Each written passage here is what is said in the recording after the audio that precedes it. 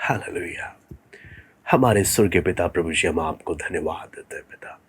अभी तक आपने संभाला परमेश्वर, आपकी भलाइयों के लिए धन्यवाद देते हैं प्रभु। आपका वचन जब हम सीखने के लिए बैठे हैं प्रभु, नम्रता से आपके चरणों में हम आते हैं प्रभु।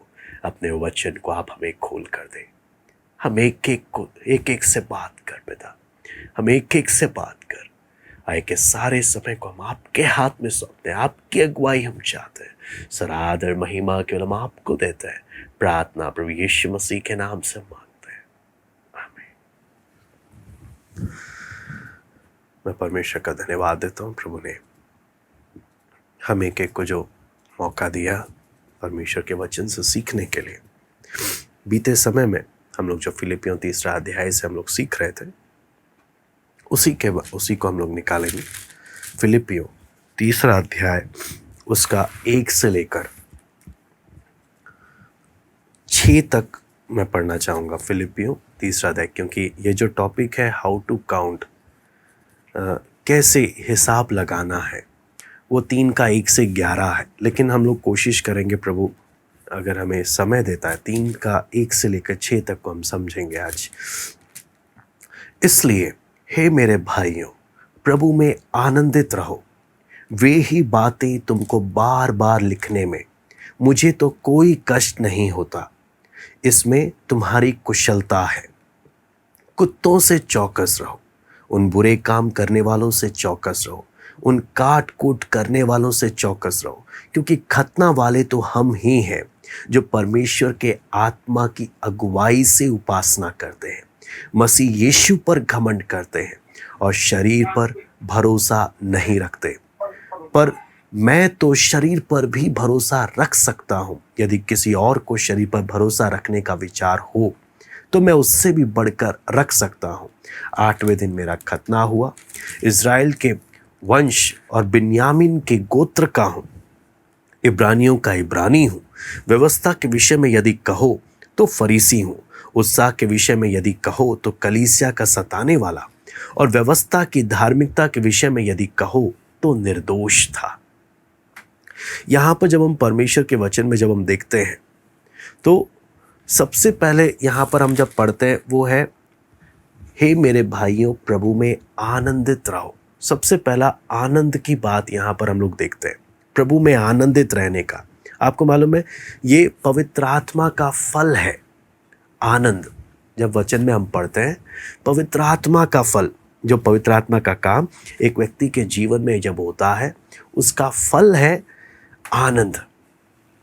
आपको मालूम है यहाँ पर जब हम देखते हैं परमेश्वर के वचन में, ये वो चीज है जो एक व्यक्ति अपनी ताकत से अपने जीवन में ला नहीं सकता।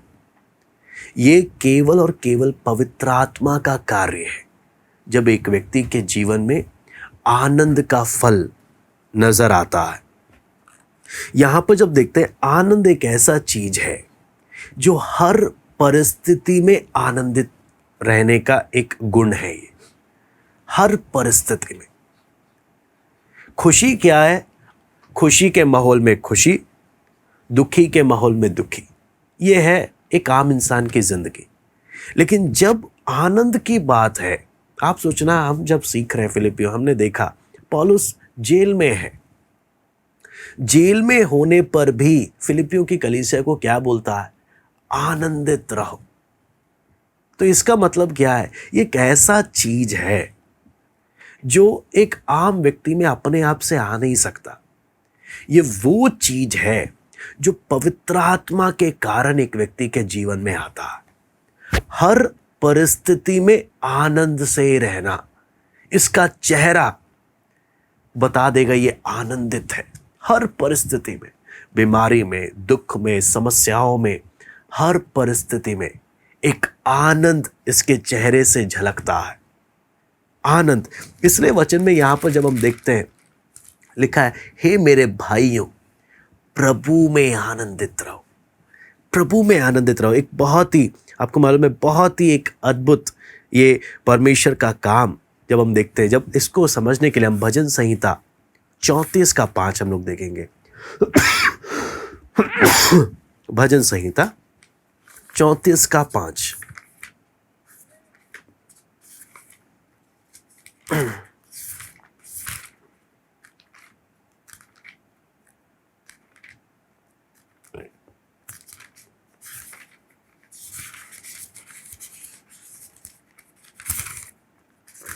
यहाँ पे लिखा है, जिन्होंने उसकी ओर दृष्टि की उन्होंने ज्योति पाई, उनका मुंह कभी काला ना होने पाया। मैं दोबारा से पढ़ना चाहूँगा। जिन्होंने उसकी ओर दृष्टि की उन्होंने ज्योति पाई और उनका मुंह कभी काला होने ना पाया। इससे क्या चीज़ मुझे एक समझ में आता है, जो जिसकी नज़र, जब हम बीते समय परमेश्वर के वचन से सीख रहे थे, हमारी नज़र प्रभु की ओर होनी चाहिए। अगर मेरी नज़र प्रभु की ओर है, अगर आपकी और मेरी नज़र प्रभु की ओर है, यहाँ पर हम क्या बात देखते हैं, उन्होंने ज्योति पाई, उनका चेहरा अलग ही झलकता है। ये आनंद का एक पहचान है, आनंद का एक पहचान कि इसका चेहरा खिला हुआ है हर परिस्थिति में। क्यों? जिन्होंने उसकी ओर दृष्टि की उन्होंने ज्योति पाई, उनका मुंह कभी काला नहीं होने पाएगा। आपको मालूम है, चाहे बीमारी हो, चाहे क्या बोलते हैं मौत आए, चाहे तकलीफ हो, चाहे परेशानी हो, हर समय इसका चेहरा खिला हुआ है। आपको मालूम है, जब हम सूरज को हम ऐसे देखेंगे, हमारे आँख क्या हो जाएगा, आपको मालूम है, हम अंधे हो सकते हैं, हमारी आँख खराब हो सकती है। हम सूरज को अगर ऐसे ही ताकेंगे, हमारा चेहरा जल सकता है, काला पड़ सकता है। ये है नेचुरल या प्राकृतिक रूप से हम ऐसे ही जब सूरज को देखते हैं। लेकिन ठीक इसके उल्टा है जब आप प्रभु को देखते हैं। प्रभु को देखने का मतलब आप अपने दुखों में, अपनी समस्याओं में, अपने परेशानियों में आप अंदर से डिप्रेस हैं, आप अंदर से निराश हैं। लेकिन जब आप प्रभु को देखते हैं, आपको मालूम है यहाँ पे लिखा है जिसकी नजर प्रभु की ओर है, वो क्या वचन यहाँ पे साफ साफ बोलता है, जिसने उसकी ओर दृष्टि की उन्होंने ज्योति पाई। ज्योति पाने का मतलब क्या है? मान लीजिए आप अंधे हैं, पूरा काला ही काला है, जब आपकी आंखों में रोशनी आती है, क्या खुशी होती है। हाँ, क्या खुशी होती है।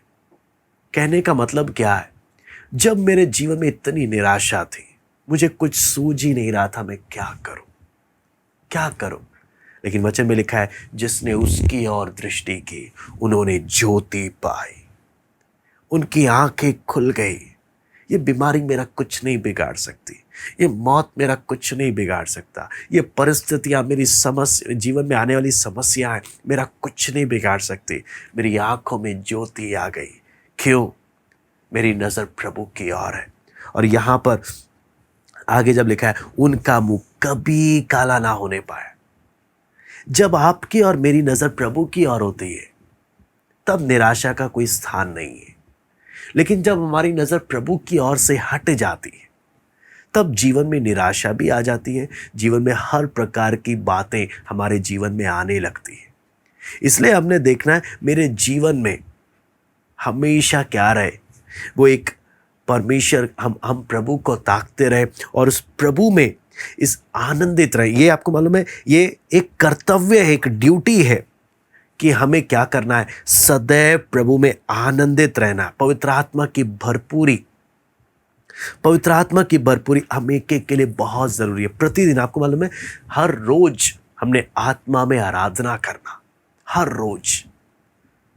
रोज आत्मा में आराधना करना। ये नहीं सिर्फ संडे के एक दिन या एक मीटिंग के एक दिन, ऐसे नहीं। रोज मुझे पवित्र आत्मा की भरपूरी चाहिए। रोज मुझे अन्य अन्य भाषा में प्रभु के साथ संगति करना, वो आराधना करना, वो बहुत ज़रूरी है, बहुत ज़रूरी है, मेरे लिए बहुत ज़रूरी है। यहाँ पर जब हम फिलिपियों 3 अध्याय जब हम वापस उसमें आते हैं, क्योंकि अगर हम एक एक आयत को ही खोलने लग जाएंगे तो बहुत टाइम लग जाएगा, इसलिए थोड़ा थोड़ा सा एक एक बात को हम टच करते हुए आगे बढ़ रहे हैं। आनंदित दुनिया का आनंद नहीं है। दुनिया का आनंद कुछ समय का होता है, लेकिन प्रभु का आनंद हर परिस्थिति में आनंदित रहता, हर परिस्थिति में। तो ये बात हम एक एक ने अच्छे समझना।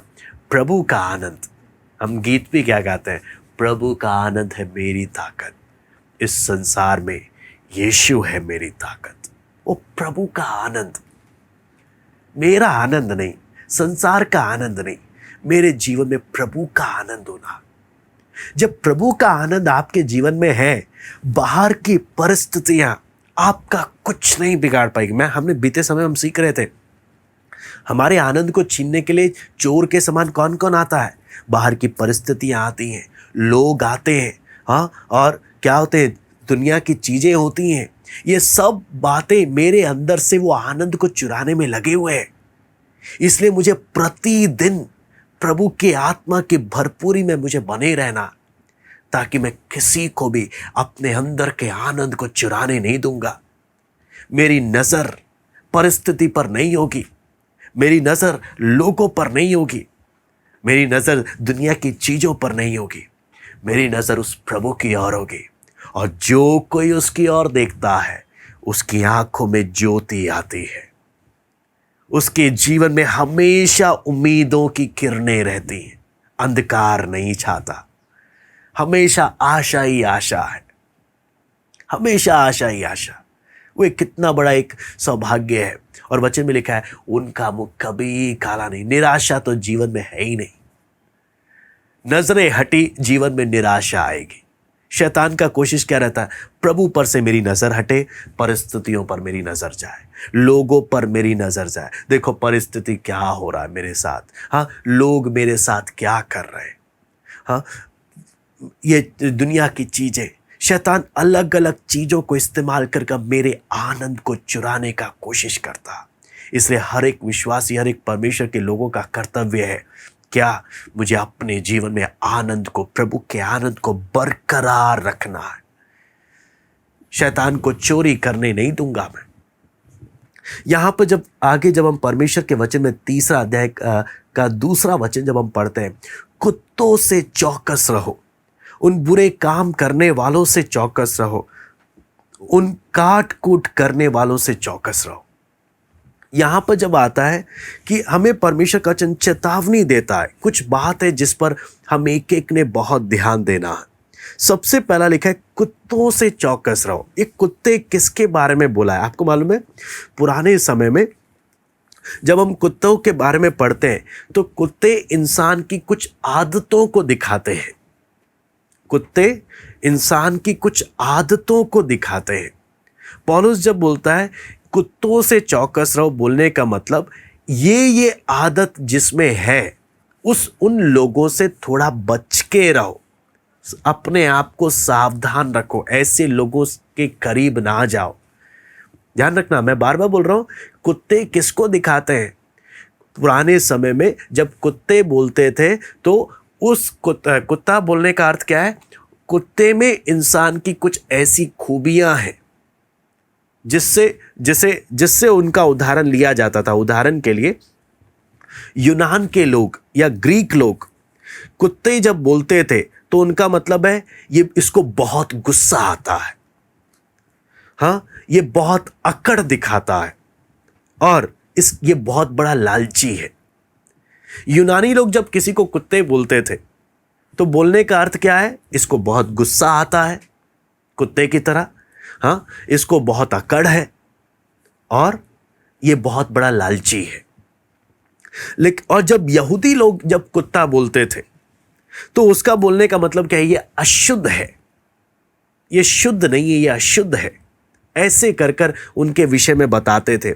वहीं जब हम, आपको मालूम है, प्रकाशित वाक्य में भी हम कुत्तों के प्रकाशित वाक्य में भी कुत्ता शब्द आया है, हाँ, वहां पर जब हम देखते हैं ये वो लोग हैं जो नैतिक रूप से गिरे हुए हैं, जो परमेश्वर के राज्य में कभी स्वर्ग में जाने वाले नहीं है। ऐसे कर इन लोगों के बारे में बताया हुआ। मैं दोबारा से बोलता हूं, कुत्ते कौन है?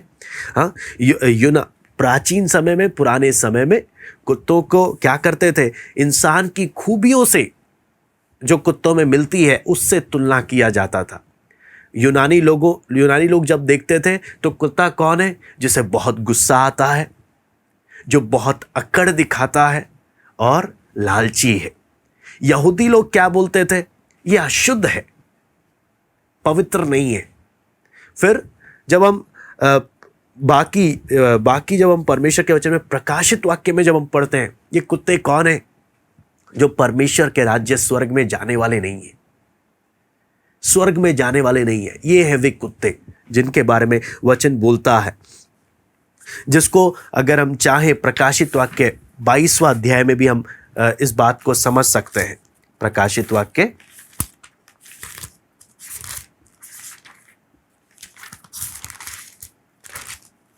22वां अध्याय उसका 15वां वचन। प्रकाशित वाक्य 22वां अध्याय उसका 15वां वचन। पर कुत्ते और टोन्हे और व्यभिचारी और हत्यारे और मूर्ति पूजक और हर एक झूठ का चाहने वाला और गढ़ने वाला बाहर रहेगा।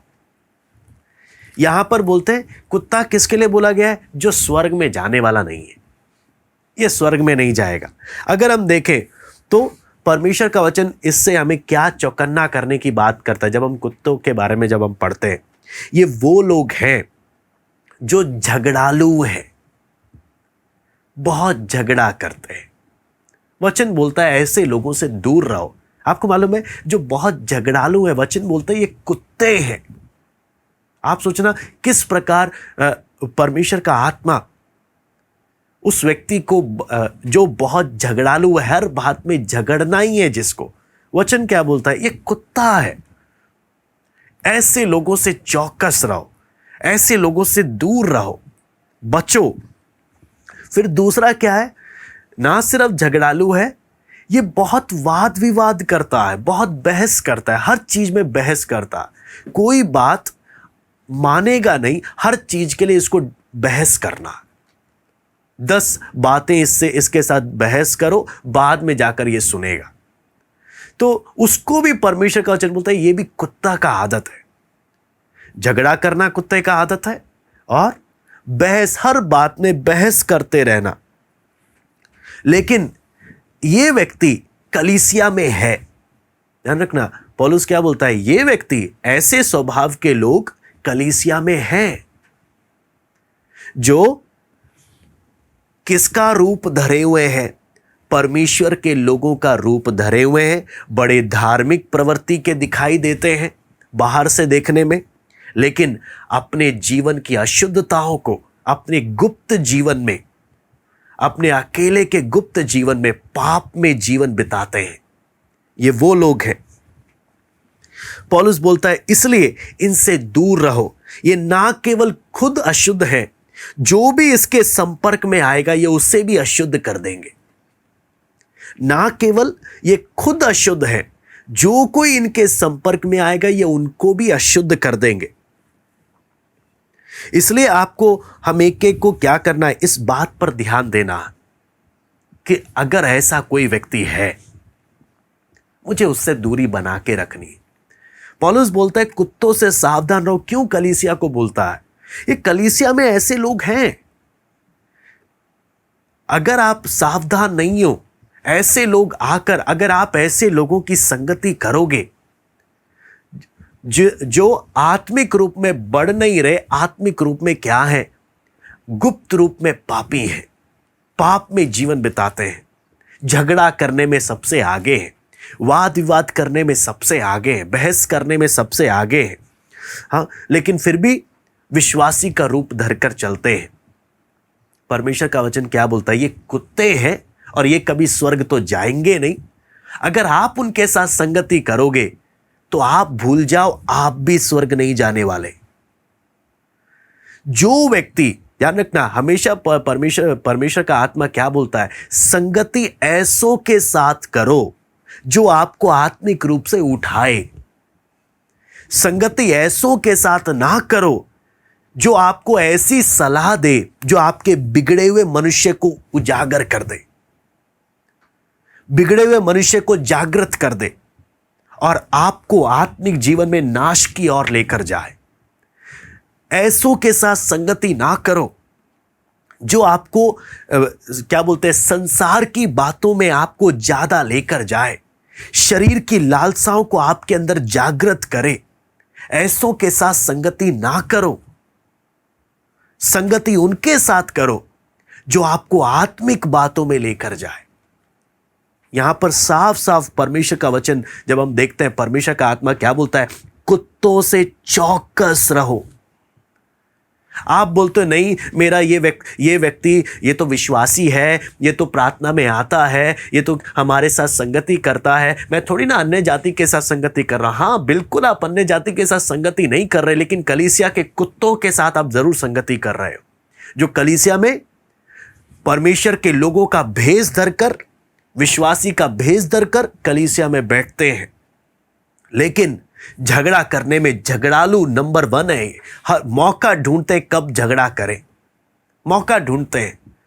दूसरा बात, हर बात में ये बात मानना नहीं, इनको बहस करना, इनको हर बात में वाद विवाद करना।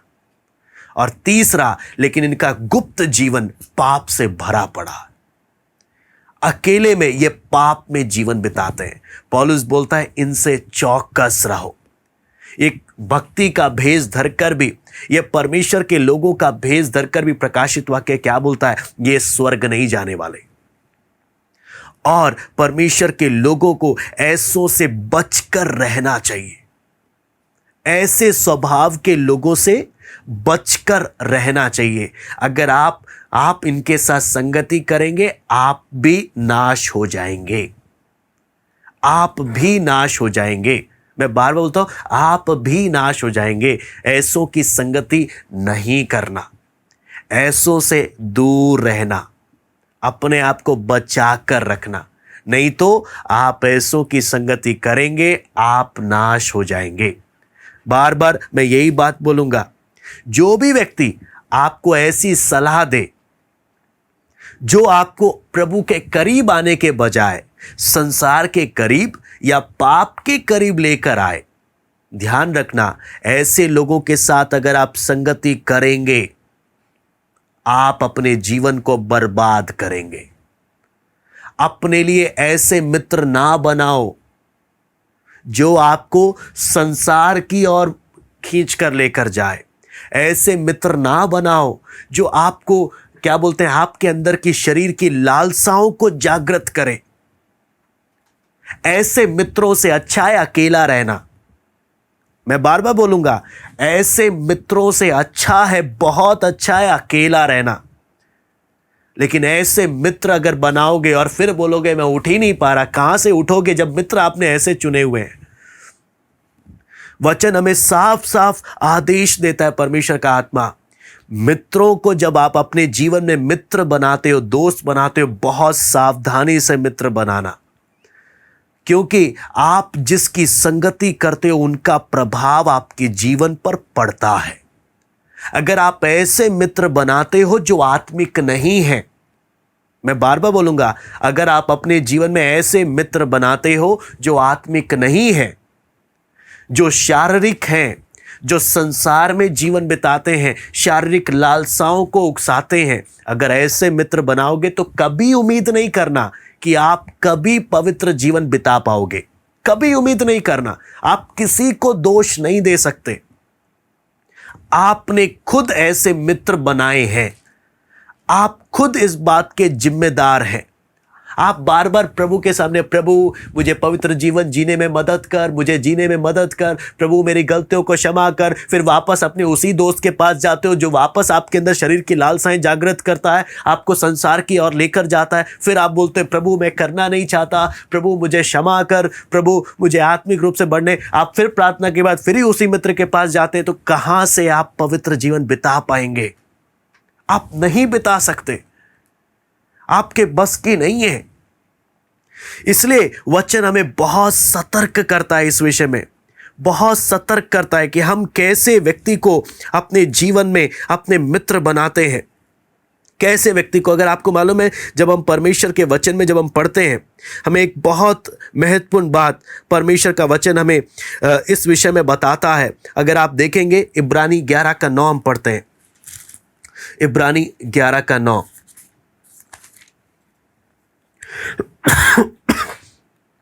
विश्वास ही से उसने प्रतिज्ञा किए हुए देश में, पराए देश में परदेशी के समान रहकर इसहाक, याकूब समेत जो उसके साथ उसी प्रतिज्ञा के वारिस थे, तंबुओं में वास किया। आप अगर यहां पर देखेंगे, यहां पर एक बात हमें मालूम चलता, क्या चीज? अब्राहम को जिस देश का वादा परमेश्वर ने किया, वो उधर पहुंचकर भी तंबू में क्यों रह रहा है? वहां पे आसपास के लोग बड़े अच्छे मकान में, बिल्डिंग में, सब जगह में बड़े मजे से रह रहे हैं। ये अब्राहम, इसहाक और याकूब तंबू में रह क्यों रहा है? बोलने का मतलब क्या है? हम परदेशी हैं, हम इनसे अलग हैं, हम इनके जैसे नहीं हैं। हमारा जीवन, हमारा आचरण, चाहे वो हमारा मजाक उड़ाए, चाहे हमें कुछ भी बोले, मैं इनके जैसा नहीं हूं, मैं इनसे अलग हूं और मुझे ये अलगदाई अपने जीवन में बना कर रखना है। आप उस बात को ध्यान से समझना, मुझे यह अलगदाई अपने जीवन में बना कर रखना है। अब्राहम, इसहाक, याकूब वायदा किए हुए देश में पहुंचने पर भी तंबू में रह रहे हैं। क्यों? हमें इस जगह के लोगों के हिसाब से हमें जीना नहीं है। हमें जैसे ये लोग जीवन जीते हैं वायदा किए हुए देश में, जैसे ये लोग जीवन जीते हैं, हमें ऐसा नहीं जीना। हमें इनसे, हमारा आचरण, हमारा रहन सहन, हमारा सब कुछ इनसे अलग रहना है। आप लूत को देखेंगे, सदोम गमोरा जाते साथ भाई साहब ने घर बना लिया। हाँ, वहां जाते साथ फाटक में बैठ गया लोगों का न्याय करने के लिए, उतना मुख्य स्थान उसने ले लिया। तुरंत वो जाते साथ लोगों के संपर्क में आ गया, लोगों के साथ अपना अच्छा मेलजोल बना लिया। लेकिन वहां अब्राहम को हम देखते हैं, इसहाक को हम देखते हैं, याकूब को हम देखते हैं, उन्होंने एक डिस्टेंस बना के रखा। चाहे बाहर के लोग मुझे कुछ भी समझे, कुछ भी बोले, मुझे इनकी तरह नहीं रहना। मेरा जीवन में एक अलगदाई रहना। आप इससे ध्यान से समझना, हम जो प्रभु के लोग हैं, हमारे जीवन में कितना एक अलगदाई। मुझे बाहर के लोगों की तरह नहीं रहना। और अगर ऐसे विश्वासी हैं जो बाहर के लोगों को कॉपी करते हैं, मुझे उनसे भी एक अलगदाई बनानी है। क्यों? मैं जिसकी संगति करूंगा उसका प्रभाव मुझ पर पड़ेगा। अगर पवित्रता ही मेरे जीवन में आनी है, इस बात पर मुझे बहुत ध्यान देना पड़ेगा। आपको मालूम है, प्रेरितों काम 4:23 भी हम पढ़ते हैं। प्रेरितों काम 4:23 यहां पे लिखा है, वे छूटकर अपने साथियों के पास आए और जो कुछ प्रधान याजकों और पुण्यों ने उनसे कहा उनको सुना दिया। आपको मालूम है, यहां पर जब हम देखते हैं, यहां पर हमें किसके बारे में मालूम चलता है? पतरस और यूहन्ना के बारे में। ये छूटते साथ किधर जा रहे हैं? आप देखो, यहां पे लिखा है अपने साथियों के पास। ये छूटते साथ अन्य जातियों के पास नहीं जा रहे। ये किनके पास जा रहे हैं? अपने साथियों के पास। कहने का मतलब, परमेश्वर के लोगों को परमेश्वर के लोगों के साथ संगति करना चाहिए।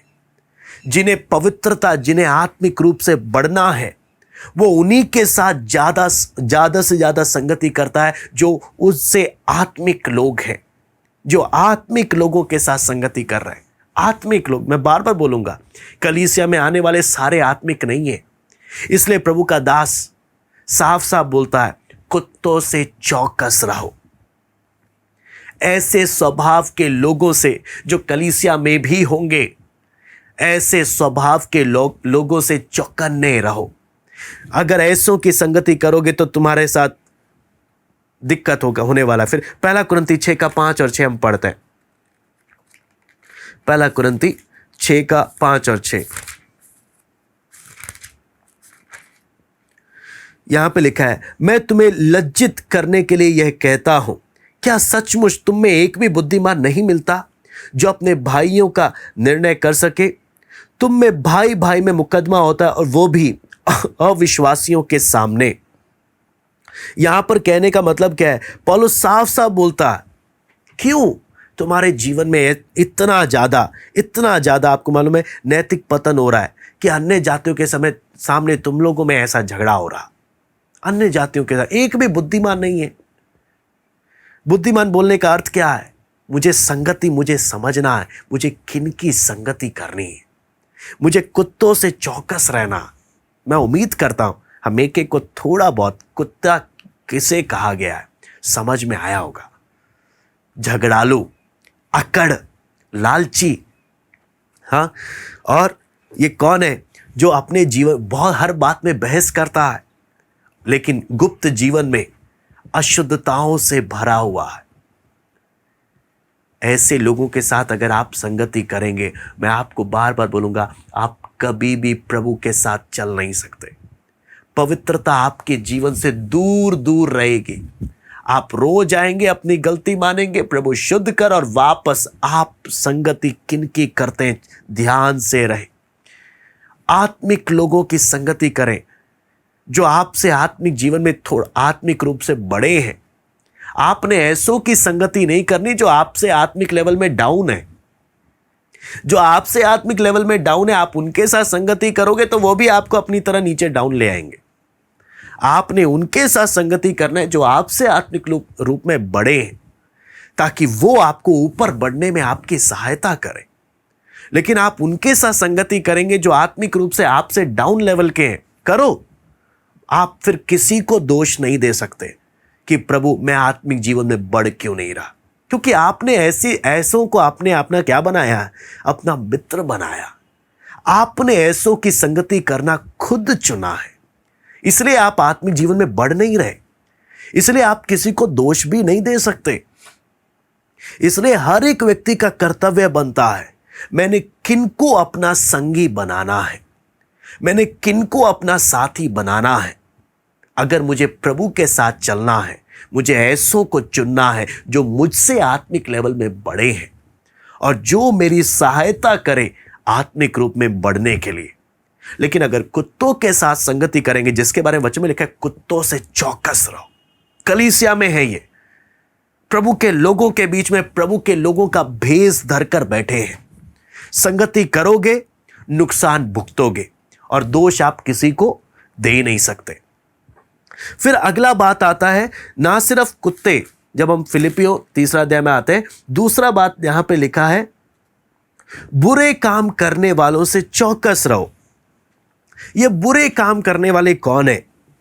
आपको मालूम है, ये वो लोग हैं जिनके जीवन में असंतुलन है। संतुलन नहीं है, कहने का मतलब है वचन की आयत में से एक बात निकालकर उसी के पीछे उसको एक बहुत बड़ा मुद्दा बना देते हैं।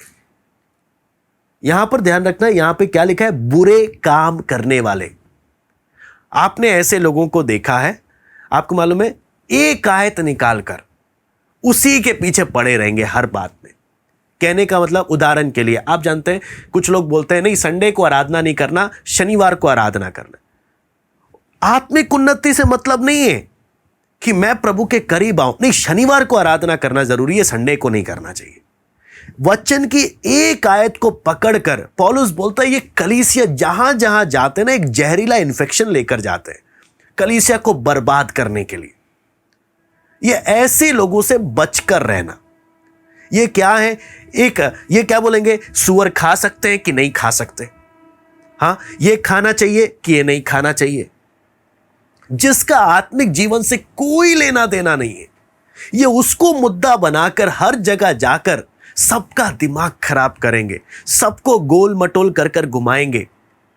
वचन बोलता है ये है बुरे काम करने वाले, जो एक आयत पकड़कर उसे मुद्दा बनाकर सबका दिमाग खराब करते हैं। बोलते हैं ऐसों से दूर रहना। मैं उम्मीद करता हूं आपको थोड़ा सा इसके बारे में, क्योंकि डिटेल में जाने का हमारे पास समय नहीं है। कुत्तों के बारे में भी मैंने हल्का सा आपको हिंट दिया, ये कुत्ते कौन है, ये बुरे काम करने वाले कौन है। तीसरा यहां पर क्या लिखा है, काट कूट करने वालों से चौकस रहे। काट कूट करने वाले कौन है? जो बोलते हैं यीशु मसीह का जो विश्वास के अनुग्रह से, जो विश्वास के द्वारा जो उद्धार मिलता है, वो सिर्फ ऐसे विश्वास करना ही काफी नहीं है। विश्वास करने से ही आपको उद्धार नहीं मिलेगा। आपने क्या करना है? आपने भले काम भी करने हैं। आप क्या बोलते हैं, आप बपतिस्मा लोगे तभी आपका उद्धार होगा। आप क्या बोलते हैं, प्रभु बोझ लोगे तभी आपका उद्धार होगा। आपने भले काम करने तभी आपका उद्धार होगा। ये बोलता है ये सब करने से ही उद्धार होगा। ये काट कूट करने वाले। तो मैं उम्मीद करता हूं आपको ये बात आपको समझ में आया होगा, ये किनके विषय में पौलुस यहां पर बोल रहा है। कुत्ते कौन है और परमेश्वर के वचन में बुरे काम करने वाले कौन है, और तीसरा एक काट कूट करने वाले कौन है। वचन बोलता है ये कलीसिया में होते हैं, ये प्रभु के लोगों का रूप धरते हैं। इसलिए ऐसे लोगों से सावधान रहना। आपको मालूम है, जब हम इन तीनों बातों को जब हम वचन में देखते हैं, कलीसिया के इतिहास में जब हम जाते हैं, तो हमें इसके बारे में और बातें खुलकर हमें मिलती हैं। आपको मालूम है, जब सुसमाचार आया, सबसे पहले यहूदियों में आया परमेश्वर का सुसमाचार। जब हम प्रेरितों काम 3:26 और रोमी 1:16 हम जब पढ़ते हैं, तो प्रेरितों काम आपको मालूम है पहले 7 अध्याय यहूदी विश्वासी लोगों से बातचीत हो रही है, पहले 7 अध्याय। और इसमें वो लोग भी हैं जो अन्य जातियों ने यहूदी धर्म को अपना लिया था, जिसके बारे में प्रेरितों काम 2:10 में भी हम पढ़ सकते हैं। लेकिन जब परमेश्वर का वचन प्रेरितों काम 8वां अध्याय में जब हम पढ़ते हैं, सामरियों के पास गया, तब भी इतनी बड़ी मुसीबत नहीं हुई, क्योंकि सामरी लोग आपको मालूम है यहूदी और अन्य जातियों का एक मिक्सचर है। इसलिए सामरियों में जब वचन, परमेश्वर का वचन पहुंचा, सुसमाचार पहुंचा, तब भी इतना दिक्कत नहीं हुआ।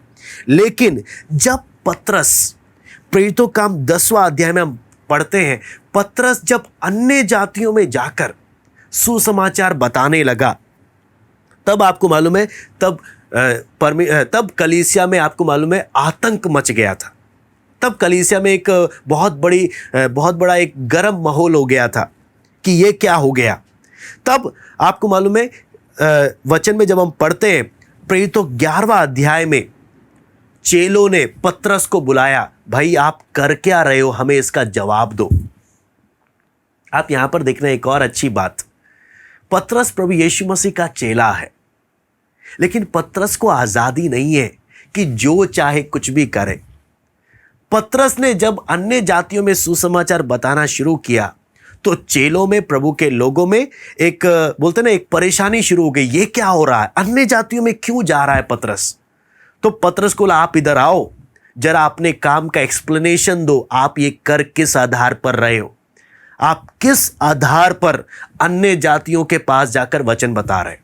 आप सोचो ना, पतरस बोल सकते हैं, मैं क्यों एक्सप्लेनेशन दूं, मैं भी प्रभु का चेला हूं, हाँ, मैं क्यों आपको बताऊं, मैं कुछ भी करूं, मैं अपने मन मर्जी का मालिक। आपको मालूम है, जब कई लोगों को जब उनसे सवाल जवाब होता है या उनसे पूछा जाता है ना, तो लोगों को अच्छा नहीं लगता। आप मुझसे क्यों पूछ रहे हो, मैं जो भी करूं, हाँ, मुझे आजादी होनी चाहिए, मेरे से क्यों आप जवाब हिसाब लेखा कर रहे हो। मैं आपको बोलता हूं, यहां पर चेलों ने किसको भी नहीं छोड़ा, पतरस को भी नहीं छोड़ा। इधर आ, तू क्या प्रचार कर रहा है, किस आधार पर तू अन्य जातियों को वचन बता रहा है, इधर आकर हमें बता इसका जवाब, किस आधार पर ये कर रहा। आपको मालूम है, हमें अपने आसपास ऐसे लोगों को रखना चाहिए जिनके प्रति हम अकाउंटेबल हों, जिनको हमें जवाब देना पड़े। अगर हम लोग को कई बार ये आदत अच्छी नहीं लगती कि हाँ, हम किसी को भी क्यों जवाब दें, हमें जैसा अच्छा लगे हमें करने दिया जाए। जब आपको मालूम है, ऐसा आप अगर चाहते हो कि आपको फुल फ्रीडम मिल जाए, कोई आपको टोके नहीं, किसी के सामने आकर आपको जवाब ना देना पड़े, अगर आप ऐसी आजादी चाहते हो, तो आप अपनी जिंदगी को बर्बाद कर दोगे। यह बात समझना ध्यान से, हम अपने जीवन को बर्बाद कर डालेंगे अगर हम अपने आप को फ्री में ऐसे ही छोड़ दें। इसलिए यहां पर आपको मालूम है, हमें ऐसे दोस्त चाहिए, हमें ऐसे लोग चाहिए जो दिलेरी से आकर मुंह पर हमें बोले हम क्या कर रहे हैं, मुंह पर हमें टोके, हमें सुनाए। हमें ऐसे लोगों की जरूरत है। लेकिन अगर हम चाहते, हमें अगर बुरा लग जाता है, नहीं, मुझे कोई कुछ ना बोले, हाँ, आपको मालूम है, अगर उस बात को समझने के लिए नीति वचन 9:8 पढ़ लेते हैं हम लोग। नीति वचन 9:8।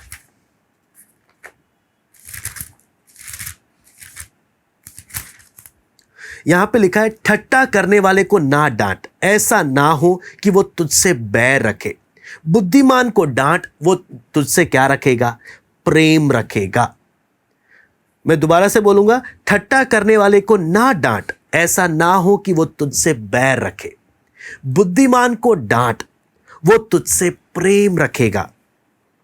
आपको मालूम है, यहां पर जब एक बात जो हम देखते हैं, कई बार आपने सुना होगा, लोग बोलते हैं मेरे को अपने अंदर कोई गलती दिखाई नहीं दे रही, हाँ, कोई नहीं दिखाई दे रही ना? मालूम है क्यों नहीं दिखाई दे रही? तू अपने आप से बहुत प्यार करता, तू अपने आप से बहुत प्यार करता है, इसलिए तुझे अपने अंदर कोई गलती दिखता ही नहीं है। आपको मालूम है किसी भी फिल्म में भी एक्टर जो एक्टिंग करता है ना, उसे अपनी कमी इतनी नजर नहीं आती जितना कि बाहर से देखने वाला एक स्पेक्टेटर या दर्शक बाल की भी खाल निकाल देगा। आपको मालूम है दर्शक की एक आदत है, जो कमियां निकालते हैं वो बाहर बैठे बैठे देखते हुए बाल में खाल होती नहीं है, उसमें भी निकाल देगा। बोलने का मतलब क्या है? मैं अगर अपने आप से बहुत प्यार करता हूं, मुझे अपनी गलती कभी दिखेगी नहीं, कभी गलती नहीं दिखेगी। लेकिन अपने आप से प्यार करने के कारण ये मेरा अपना प्यार, अपने ऊपर का प्यार मुझे अंधा बना देता है। मैं बार बार बोलूंगा, अगर आपको अपनी गलती दिखती नहीं है, आपका अपने ऊपर का प्यार आपको अंधा बना रहा है। सतर्क हो जाओ, संभलने की जरूरत है। क्यों? आपको कभी अपनी गलती दिखेगी नहीं। या कई बार क्या होता है, आप अपने आप को इतना दोषी ठहराते आप इतने नीचे हो जाते हैं कि आप निराशा में डूब जाते हैं कि मेरा कुछ हो नहीं सकता, मेरा भला नहीं हो सकता, मैं मरने जा रहा हूं, काम खत्म। मालूम है एक व्यक्ति कई बार इतना अपने आप से प्यार करता है कि गलती दिखती नहीं है। तो कई बार इतनी गलती दिखती कि बोलता है मैं मर ही जाऊं, काम खत्म हो जाएगा, मेरे को जीने का ही हक नहीं है। तो ये दोनों ही चीज बहुत खतरनाक है। इन दोनों चीजों में संभलना है, एक बैलेंस होना जरूरी है, एक संतुलन। इसके लिए मुझे जरूरी है कि ऐसे मित्रों को मैं चुनूं या ऐसे लोगों को अपने जीवन में रखूं जो मेरे सामने आकर मुझे मुंह पर सुनाए, तूने ये गलती की है, ये तेरे अंदर ये कमी है, इसको सुधार। जितना आप ऐसे लोगों को अपने से दूर रखोगे, मैं आपको बोलूंगा आप अपने जीवन को बर्बाद कर रहे हो। जितना हम ऐसे लोगों को दूर रखेंगे जो हमें आकर मुंह पर टोके, हमें आकर बोले, आपको मालूम है कड़वी दवाई अच्छी नहीं लगती, लेकिन कड़वी दवाई लोगे तो आप स्वस्थ रहोगे। उसी प्रकार अगर आप ऐसे लोगों को अपने आसपास रखोगे जो आपको टोकेंगे, आप सही सलामत रहोगे, आप सुरक्षित रहोगे, आपका जीवन बर्बाद नहीं होगा।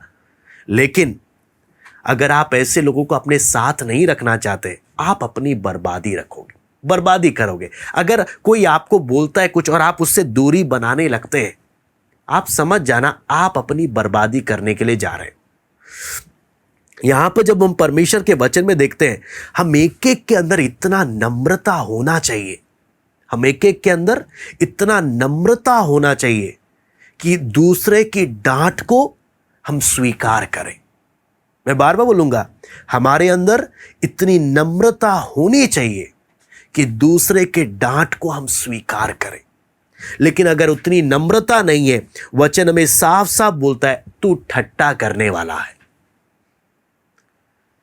अगर तुझे डांट देंगे तू बैर रखेगा और तेरा भला कभी हो नहीं सकता। इसलिए वचन में लिखा है बुद्धिमान को डांट, बुद्धिमान तुझसे क्या करेगा? तुझसे प्रेम करेगा। यहां पर हम जब पतरस के बारे में देखते हैं, पतरस एक बड़ा प्रेरित है प्रभु का, लेकिन कलीसिया ने बोल दिया इधर आ, तू अपने काम का जरा मुझे हिसाब दे, हम एक एक को हिसाब दे, तू कर क्या रहा है, किस आधार पर कर रहा है। आपको मालूम है हम एक एक के लिए बहुत जरूरी चीज है ये, तभी हम लोग सुरक्षित रह सकते हैं। नहीं तो हम अकेले, अगर हम फ्रीडम बोलते हुए अकेले घूमते रहेंगे तो हम बर्बाद हो जाएंगे। हम एक एक के लिए बहुत जरूरी है।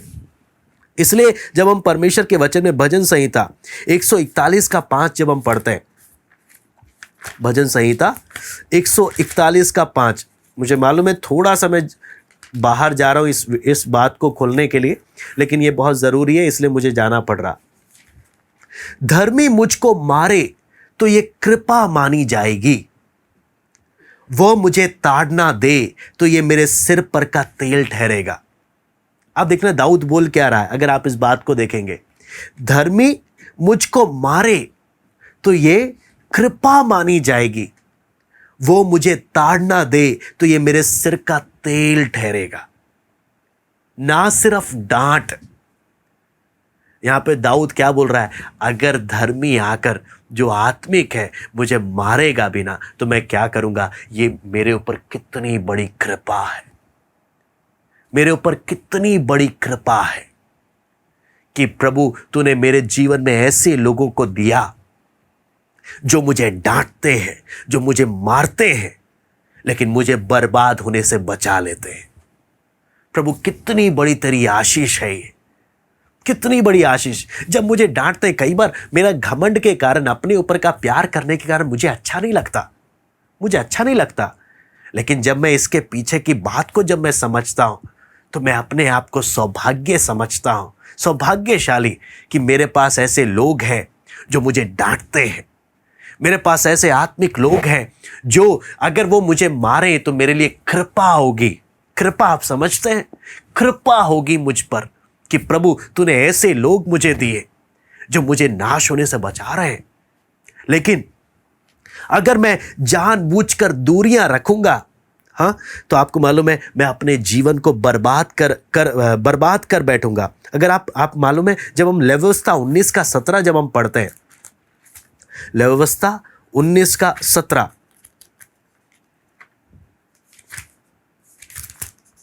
यहां पे लिखा है, अपने मन में एक दूसरे के प्रति बैर ना रखना, अपने पड़ोसी को अवश्य डांटना, नहीं तो उसके पाप का भार तुझको उठाना पड़ेगा। दोबारा से मैं पढ़ता हूं, अपने मन में एक दूसरे के प्रति क्या नहीं रखना, बैर नहीं रखना, अपने पड़ोसी को अवश्य डांटना, अवश्य डांटना, नहीं तो उसका पाप का भार तुझको उठाना पड़ेगा। कहने का मतलब एक विश्वासी होने का, एक अगर मैं विश्वासी हूं, अगर मुझे दिख रहा है कोई गलत कर रहा है, मुझे डांटना है, नहीं तो मैं विश्वासी कहलाने के लायक नहीं हूं। आप समझ रहे हैं इस बात को? अगर मैं विश्वासी हूं तो मेरे सामने अगर मेरा कोई भाई, कोई बहन या कोई भी कुछ गलत कर रहा है, मुझे डांटना है, मुझे उसे डांटना है। वचन ये नहीं बोल रहा, यहां पर वचन ये नहीं बोल रहा उसको प्यार से समझा देना ना, उसको डांट, उसको बुरा लग रहा है ना, कोई बात नहीं, अभी नहीं समझ रहा, वो बाद में उसे समझेगा। उसे प्यार करते हैं, प्यार करने के कारण डांट रहे हैं। आपको मालूम है कई बार ना लोग बोलते हैं कि ना मुझसे कोई प्यार तो करता नहीं है, बस डांटते रहते हैं, डांटते रहते हैं, डांटते रहते हैं। आपको मालूम है ये शैतान है जो आपके दिमाग में ना एक नेगेटिव बात लेकर आ रहा है। जो आपको डांट रहा है असली में वही तो आपसे प्यार करता है। ध्यान से समझना, जो आपको डांट रहा है वही तो आपसे सच में प्यार करता है। कहां बाहर के कोई अन्य जाति आपको आकर डांटेगा, अन्य जाति थोड़ी ना आपको बाहर से ढूंढते हुए आकर आपको डांटेगा। जो आपसे प्यार करता है, कई बार वो प्यार दिखाता नहीं है, आपको प्यार दिखाता नहीं है, और उस समय आपको लगता है तो प्यार करते ही नहीं। उनका आपको उस समय आपको क्या ही दिखता है, वो आपको डांटते रहते हैं, लेकिन उनकी डांट वचन में आप देखेंगे आपकी भलाई के लिए है, आपकी भलाई के लिए, आपकी कमियों को सुधारने के लिए। आपको मालूम है कितना आशीषमय होता है जब मैं इस बातों को समझने लगता हूं और इस वचन के अनुसार अपने जीवन में उस बात को लागू होने देता हूं। नहीं तो मैं अगर कोई मेरा पड़ोसी मेरे सामने कोई गलत कर रहा है, मैं बोलता हूं उसको करने दे, वो अपना देख लेगा। वचन बोलता है तू विश्वासी कहलाने के लायक नहीं है। फिर अगर तू तेरे सामने कुछ गलत हो रहा है और तू डांट नहीं रहा तो तू विश्वासी कहलाने लायक है नहीं। अगर कुछ गलत हो रहा है, एक विश्वासी का फर्ज बनता है उसको डांट, उसको डांट। ये एक सबसे इंपॉर्टेंट बात है। आपको मालूम है जब हम इस बात में जब हम देखते हैं, इसको थोड़ा सा बताकर हम उस बात में हम आगे बढ़ने की कोशिश करेंगे। यहां पर जब हम देखते हैं, आपको मालूम है दाऊद के जीवन में, दाऊद ने ऐसे दो लोगों को अपने पास रखा, दो लोगों को, एक अबीगैल और एक नातान। दो ऐसे लोग थे। अबीगैल को उसने अपनी पत्नी बनाया, नातान को उसने अपना पर्सनल काउंसलर बनाया, पर्सनल, व्यक्तिगत। ध्यान रखना, दाऊद ने दो ऐसे व्यक्तियों को जो उसको मुंह पर टोके, उसकी गलती उसको बताएं, उसको बुराई में जाने से, गलत रास्ते से भटकने के लिए उसे बचाएं। ऐसे दो लोगों को उसने अपने जीवन के बिल्कुल करीब रखा। अबीगेल, आप वचन में जब अबीगेल के बारे में देखते हैं, अबीगेल ने उसको क्या किया, उसको नादाब के, उसके नाबाल और उसके परिवार के विरुद्ध जाने से उसको क्या किया, टोका, उसको समझाया, ताकि, और उसके कहने के कारण आपको मालूम है दाऊद बहुत बड़ा पाप करने से बच गया।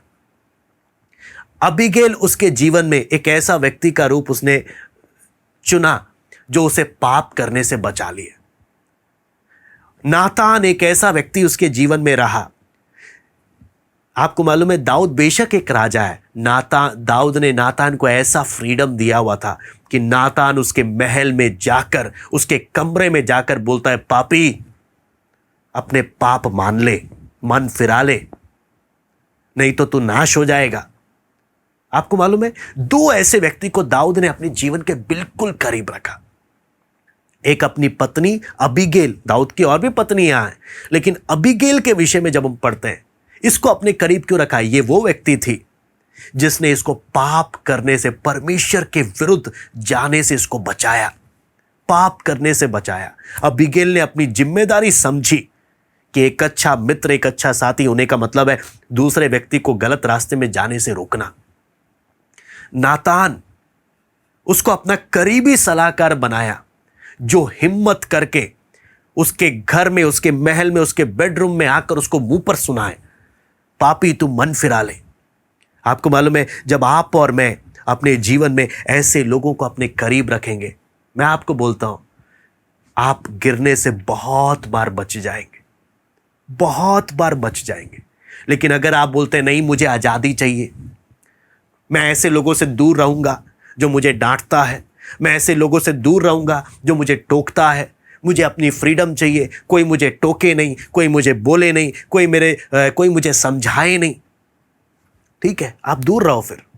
लेकिन जब बर्बाद हो जाओगे, किसी को दोष नहीं देना, किसी को दोष नहीं देना। यहां पर हम देखते हैं प्रेरित पतरस, चेलों ने बोला तू प्रभु यीशु मसीह के काम में बेशक सबसे आगे बढ़ चढ़ रहा है, हर बात में तू बहुत आगे है, लेकिन इधर आ जरा, तू हमें अपने काम का बता, हिसाब तू कर किस आधार पर रहा है।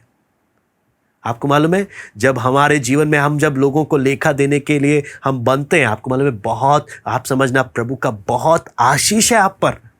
हो सकता है आपको सोना चांदी नहीं, आपको प्रसिद्धि नहीं, आपको कुछ ऐसा कुछ नहीं मिल रहा, आपको पैसे नहीं मिल रहे, आपको कुछ नहीं मिल रहा, लेकिन परमेश्वर ने आपके जीवन में वो हीरे मोतियां दिए हैं जो आपको बुराई से, आपके जीवन को नाश होने से बचाने के लिए आपको लकीर में रखते हैं, आपको टोकते हैं, आपको डांटते हैं, आपको समझाते हैं।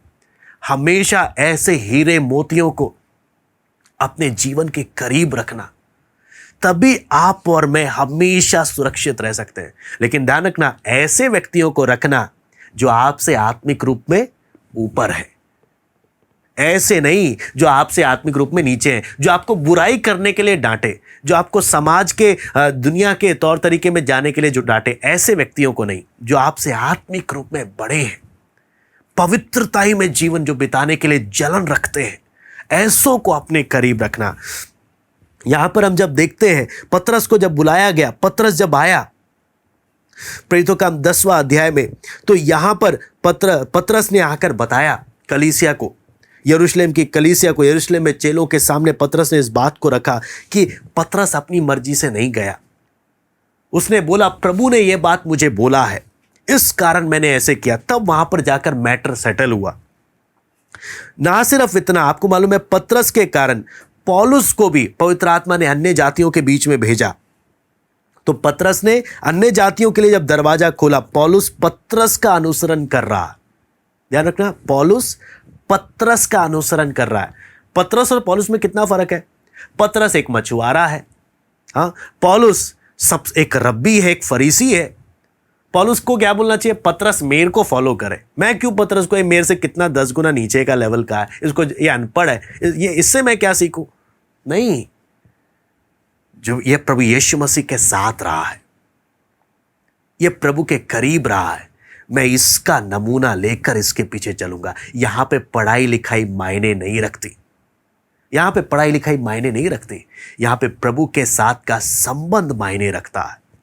तो पौलुस भी उसके साथ क्या करने लगा, पौलुस भी पतरस का नमूना लेकर चलने लगा। और यहां पर जब हम देखते हैं, जब पौलुस पतरस का नमूना लेकर चलने लगा, तो जो यहूदी लोग पतरस के समय चुपचाप बैठे थे, उनसे ये बातें हजम नहीं हुई।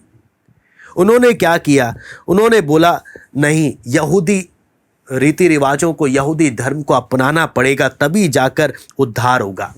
तब आप प्रेरितों काम 15 अध्याय में जब पढ़ते हैं, ये कुछ यहूदी लोग पौलुस के पीछे पीछे अंताकिया में पहुंच गए।